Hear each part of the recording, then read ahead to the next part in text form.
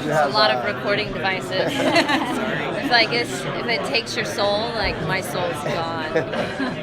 But it's not, I know. You have a lot of great fight scenes, and it's great to watch on the dance background, which I'm sure makes it pick up the choreography. So we're going to see a lot more fighting and see any different styles she's discovered? Time travel, maybe?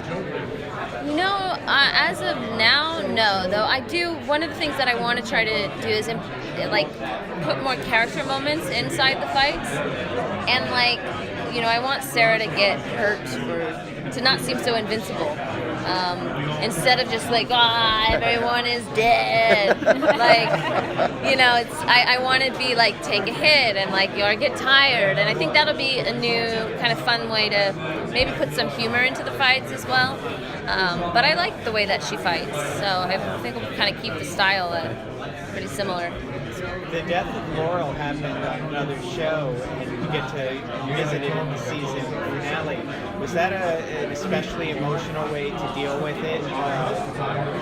I think it was really hard. One, because the finale is kind of happy, but then I'm dealing with this really sad news, and I had 3 scenes to deal with it, and that was it.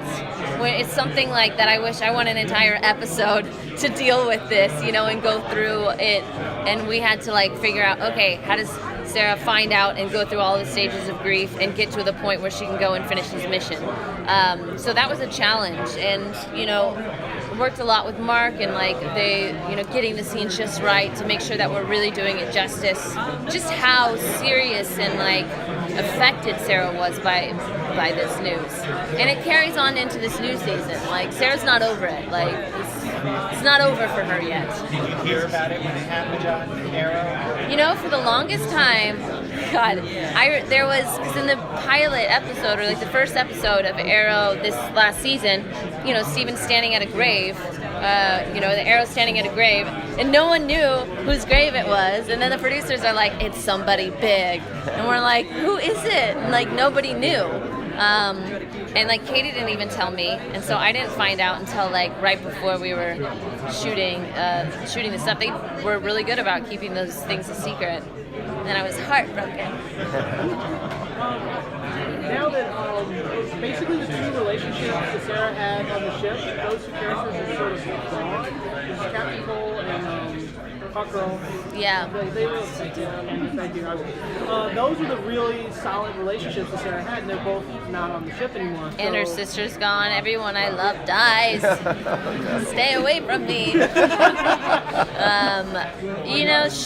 I think her and Rip also have a really kind of good brotherly sister thing.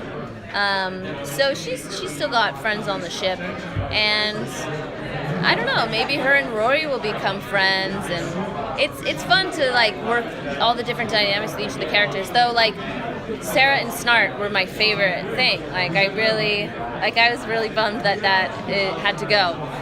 But I miss that relationship. I just thought they were such an interesting pairing. Do you think that there's a chance for Snart to come back since time travel and maybe they'll be reunited? Well, they did announce that he would be making appearances across the shows. So I don't know if that means in flashbacks or does he come back to life or is he on Earth too? I don't know. But yeah, I would love for them to be able to get back together. There's always maybe he'll be on Earth too, and then they'll go, and I don't. But then he wouldn't be himself anymore. Mentioned before question, you guys, sorry. that you're hoping to see Sara get a girlfriend next season. Any more you know about that? So far, Sara is being quite the little Casanova. So I think that she's got some romance. I don't know how deep they'll take it. It's kind of hard to have a relationship when you're time traveling on a spaceship. But I would like for her to have an actual relationship. I think her and Nyssa, because it wasn't just a fling or, there was real substance to it. It would be nice for Sara to have a solid relationship, be it with a man, be it with a woman. Yeah. But I think she's kind of a player this season. I'm not gonna lie.